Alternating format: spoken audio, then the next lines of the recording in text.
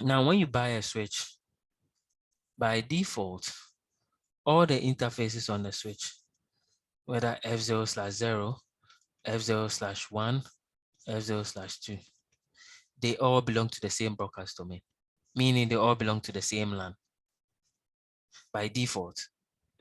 And so when somebody asks you how many broadcast domains are on a switch, if you pick a Cisco switch, by default, a switch, meaning when you buy a switch, all the ports will be connected in the same network.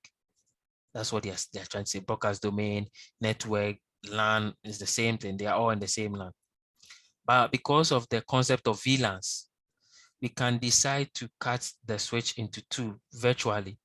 And when we do that, virtually, what we mean is that virtually we have two VLANs, we have two LANs. That's why we have the concept of VLANs. It means that we have two switches. And if we have two switches, it means we have two broadcast domain. So if, for example, this VLAN 1 and this is VLAN 2, and F0/1, F0/0 and F0/2 are in VLAN 1, it means F0/0 and F0/2 are in the same broadcast domain. But F0/1, because it's in VLAN 2, is in a different broadcast domain. And so when you buy a switch, by default, all the ports are in the same broadcast domain.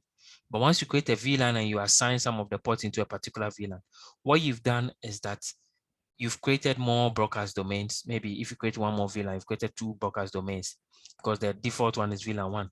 If you created another one, which is VLAN 2, it means you've created two broadcast domains. If you move a port into that particular new VLAN, it means that you're reducing the size of one VLAN and you're increasing the size of another VLAN. And that is the concept of broadcast domain.